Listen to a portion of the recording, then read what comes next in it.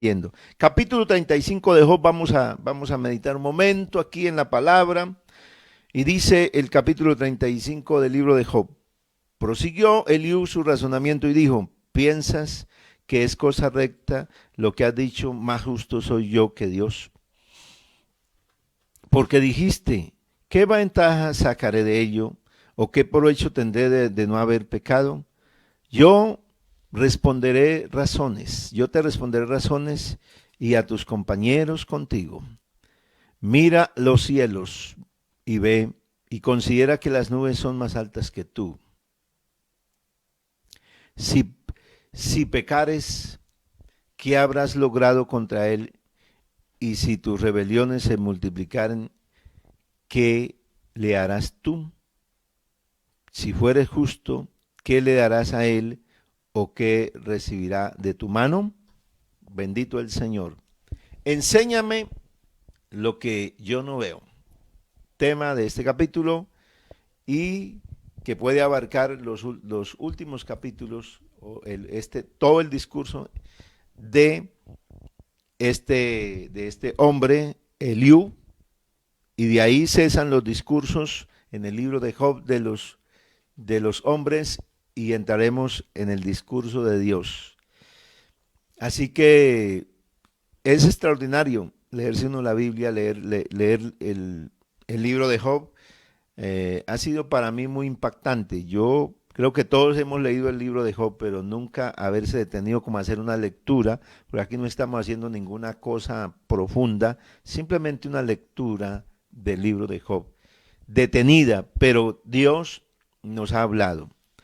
Sigue Eliú después de haber hablado con Job en su primera, este es el tercer discurso que va a dar, después de haber, no, la enseñanza para el día de hoy, aquí con mi esposa, enséñame lo que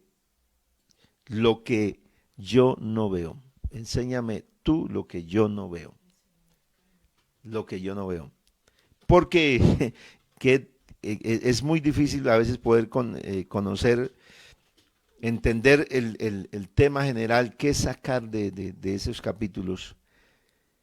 Pero qué lindo saber que Dios sigue siendo bueno. Ha acabado Eliú de hablar de que Dios es justo en todo lo que hace. Hablamos de la justicia de Dios. Que Dios sí es imparcial, que Él no se va para un bando y para el otro para favorecer al uno. Que Dios es el único que tiene poder de hacer juicio porque Él es omnisciente, es omnipotente, Él está en todas partes. Y que Dios es el único que puede reprochar la conducta del hombre. Por supuesto que Él siendo el creador del hombre, Él por eso llamará a juicio al hombre y la conducta del hombre será examinada porque Él es el dueño y Él es el hacedor de todo. Ahora sigue Eliú en su discurso y se dirige a Job. Aunque el discurso de Eliú no es reprochado por Dios,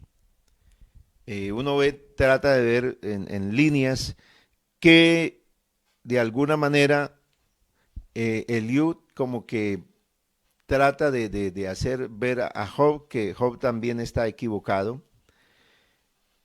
Sin embargo, la palabra dice, al mirar varias traducciones, uno puede encontrar más luz sobre el texto. Piensas que es cosa recta lo que has dicho, más justo soy yo que Dios. La Reina Valera actualizada dice, mi justificación proviene de Dios, que es un texto que nos ayuda a dar más luz. Porque Job sabía que el único que le podía hacer juicio, que le podía declarar en un tribunal, porque Job ha venido buscando eso, ¿no? Al final no encontró en sus amigos respuesta, no hay nadie que lo quiera favorecer, entonces dice, yo me encontraría más bien con Dios y Dios sería el que decidiría mi causa. Así que como Job ha venido buscando que sea Dios, que la justicia es la única que se puede recibir, es la de Dios. Sin embargo, Eliú que está dando su percepción, que dice y que nos habla, porque este es un mensaje que le puede hablar al hombre, y realmente uno al mirarlo en esos textos, uno puede verse inmerso de la manera de razonar del hombre. ¿Qué dice el hombre? El hombre, ¿qué se pregunta? El ser humano a veces, el que de alguna manera como que ha sido tocado por Dios o de alguna manera tiene que reflexionar delante de Dios. Y dice el ser humano, porque dijiste, ¿qué ventaja sacaré de ello? ¿O qué provecho tendré de no haber pecado? El hombre se puede preguntar, ¿qué gano yo de vivir una vida recta? A veces el ser humano entra como en ese dilema de qué le sirve al hombre vivir una vida recta.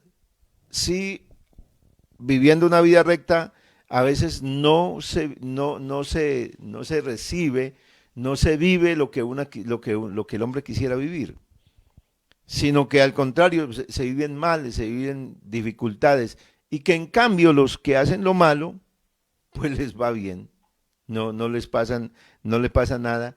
Y aquí se recapitula el Salmo 73, donde también, porque el hombre ha hecho esa reflexión y ese mismo cuestionamiento de vivir, de qué vale, a veces de qué sirve vivir una vida recta. Entonces responde, Eliú dice, bueno, le responde a todos, yo te responderé razones y a tus compañeros, o sea, va a hablarle a todos. Bien, yo voy a hablarte. Mira los cielos y ve y considera que las nubes están más altas que tú, o sea, mira el firmamento, mira las nubes, mira lo alto que están. Si el hombre peca, si pecares, ¿qué habrás logrado contra él? Y si tus rebeliones se multiplicaren, ¿qué le harás tú? O sea, si el hombre peca, ¿en qué se afecta a Dios? ¿El pecado del hombre afecta a Dios? ¿Tendrá algún efecto sobre Dios? Es la pregunta que hace Eliú. Si el hombre es justo, ¿qué le dará a Dios? ¿Qué le puede ofrecer a Dios? ¿Qué recibe Dios de la mano del hombre? Son las preguntas que hace Eliú en su discurso que le dirige a todos. Este discurso está para todos, para Job y sus amigos. ¿Qué le das o qué recibe Dios del hombre? Se pregunta. Es a los hombres como tú, a quienes afecta tu pecado y a quienes benefician tus buenas acciones. Entonces, el discurso de Eliú se va a dirigir que la conducta del hombre en sí no afecta lo que es Dios. Que el hombre peque, que el hombre deje, no afecta, pero que lo que el hombre hace sí afecta a los semejantes, a los mortales, sí afecta a la sociedad. Que el hombre peque afecta a las personas. Que el hombre haga bien, que el hombre sea recto, hace que se beneficien los seres humanos. Hace que se beneficie su prójimo. O sea que la reflexión que hace Eliú es que Dios no deja de ser lo que es por lo que el hombre hace. O sea, Dios sigue siendo Dios, Dios sigue siendo santo, perfecto, recibe la honra, así el hombre no se la dé. Así el hombre no lo reconozca como Dios, Dios sigue siendo Dios. O sea que Dios en sí no está afectado por lo que el hombre hace, por su conducta. Quien resulta afectado por lo que hace es el mismo hombre. Y las acciones del hombre van a repercutir en los semejantes, en su familia, en los que están alrededor, para bien o para mal. Si el hombre vive bien, si el hombre vive rectamente, pues quienes estén a su lado se van a beneficiar y van a tener una vida distinta. Pero si el hombre vive mal, los que están a su lado, pues serán los primeros que van a ser gravemente afectados. Así que esta es la reflexión. A causa de la multitud de las violencias claman y se lamentan por el poderío de los grandes. O sea, el ser humano, bajo la opresión, bajo el poder del mismo ser humano, grita, gime, pide que venga salvación. Algo que está pasando en el mundo, ¿no? La opresión hace que muchos seres humanos traten de salirse de la opresión de los poderosos de la tierra y claman, gritan, buscando ayuda, buscando salida, pero ninguno dice dónde está Dios mi hacedor, que da cánticos en la noche. O sea, los seres humanos claman a Dios, buscan ayuda, pero cuando están en una situación terrible, extrema, el ser humano busca a Dios.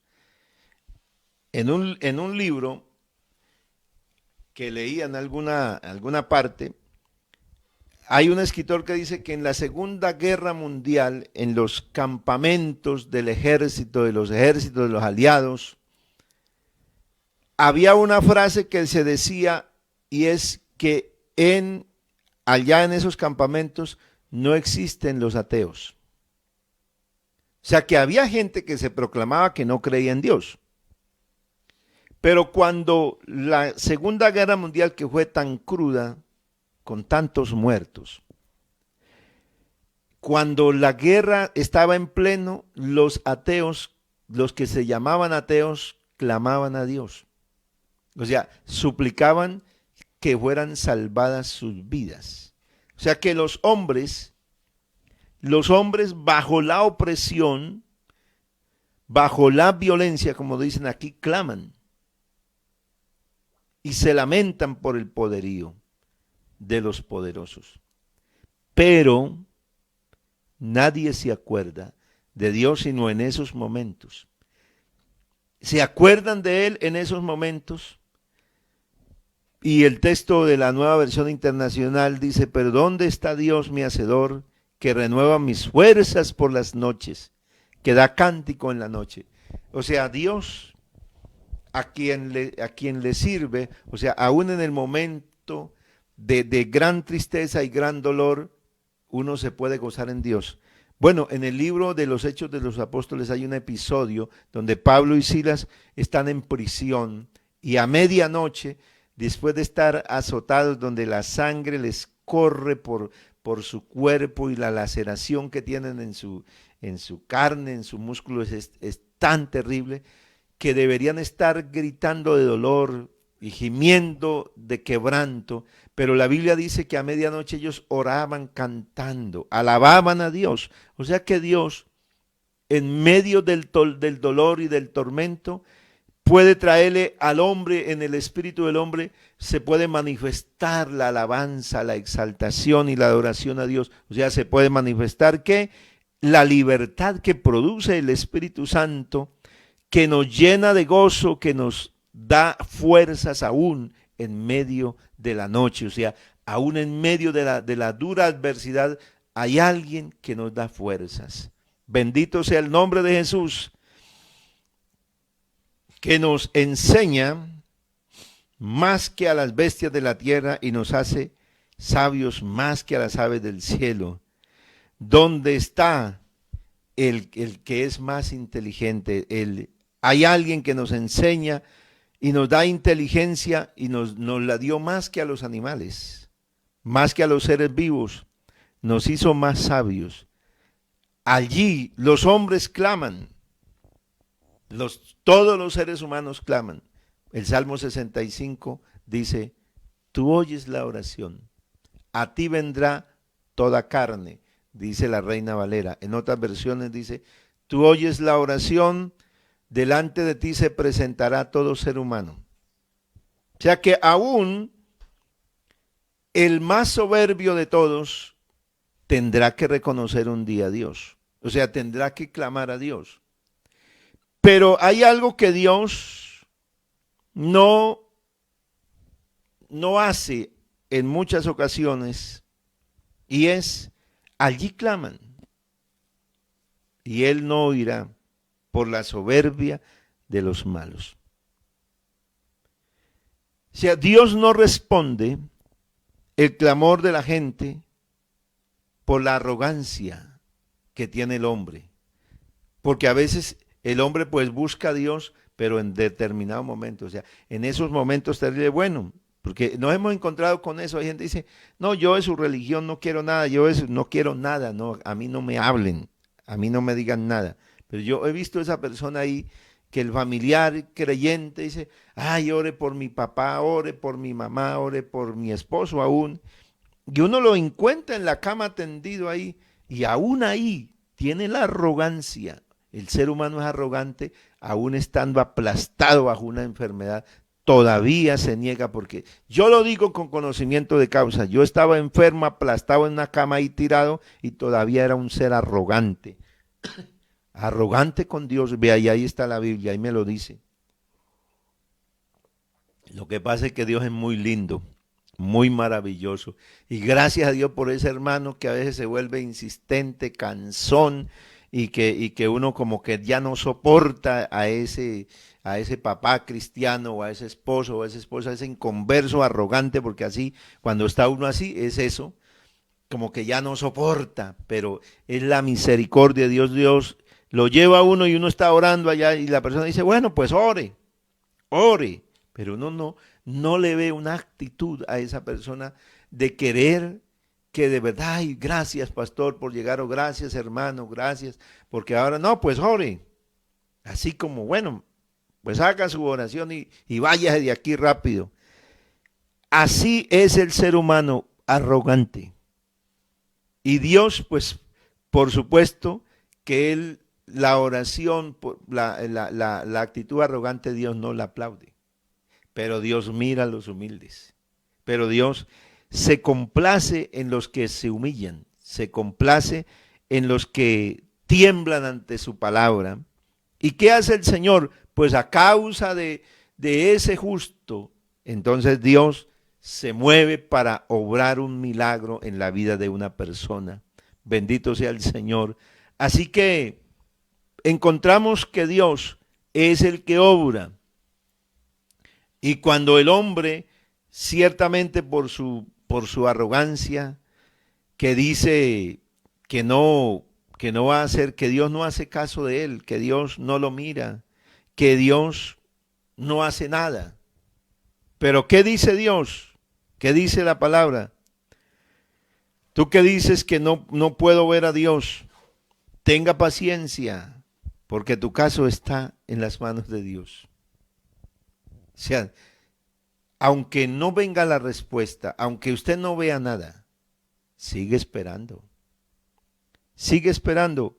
Por tanto, aguárdale, que la causa tuya está delante de él, pero aguárdale, o sea, espéralo. Aunque diga, ya mi causa no tiene salida. Si estás en las manos de Dios, Dios sí tiene una salida. Dios sí tendrá una respuesta preciosa. Bendito sea el Señor. Aunque Dios no castiga, aunque Dios no reprende al hombre por su maldad, por su pecado, y aunque debiera hacerlo, Dios al contrario es misericordioso y tiene en sus manos lo que no entendemos, lo que no vemos. Él nos enseña, Él nos muestra aún lo que yo no veo. Aún cuando hay la más densa oscuridad, hay una luz que se abre y yo puedo ver que hay una promesa bendita y divina. Eso hablábamos anoche con hermana Ludari y su esposo en la clase. Porque Dios es el que obra y a veces nos deja que vivamos esos momentos para ver si nos humillamos o no a Dios. Pero cuando nos humillamos, vemos que Él está a nuestro lado. Y vemos que vale la pena esperar. Vale la pena confiar. Vale la pena recibir la palabra del Señor. Vale la pena dejar que Él nos consuele, que aún en las noches, esas noches tan crudas, recibir la fortaleza de Dios. Por eso hay un cántico que es parte de la Escritura, que la tristeza, el dolor puede venir hasta en la noche, pero en la mañana viene la alegría, puede venir el gozo. Hay veces que uno se puede acostar sin fuerzas, impotente, cansado, pensativo, que no concilia ni el sueño. Así, en un estado que uno se siente agobiado, que no quisiera ni levantarse más, seguro, que quisiera como a veces como que todo pasara. Pero luego Dios hace algo en la vida del hombre, hace algo en la vida de nosotros que aún durmiendo, aún ni cuando le hemos pedido a Dios, y Dios nos puede levantar con una esperanza, con un gozo, con unas ganas de vivir, con unas ganas de hacer las cosas, con una fuerza que uno sabe completamente que no es del hombre, que es de Dios, que es la fuerza de Dios, que es la libertad del Espíritu Santo, la que se manifiesta para que nosotros sigamos el caminar en medio de este mundo y de este sendero y de tantas cosas que no tienen explicación, que no podemos encontrar una explicación. O sea, cuando no hay una explicación para lo que yo veo, Dios siempre me mostrará algo, Él me enseñará. Así que dejemos que Dios nos siga enseñando, nos siga mostrando lo que aún no vemos, porque si seguimos esperando en Dios, veremos su gloria y nos gozaremos de la grandeza y de la majestad de Dios. Vamos a darle gracias al Señor en esta hora por cada uno de mis hermanos y amigos que está oyendo, que está recibiendo esta bendita palabra, porque esta bendita palabra nos ha hecho diferentes, nos ha hecho diferentes. Hemos tenido a gente en el hospital, en la clínica.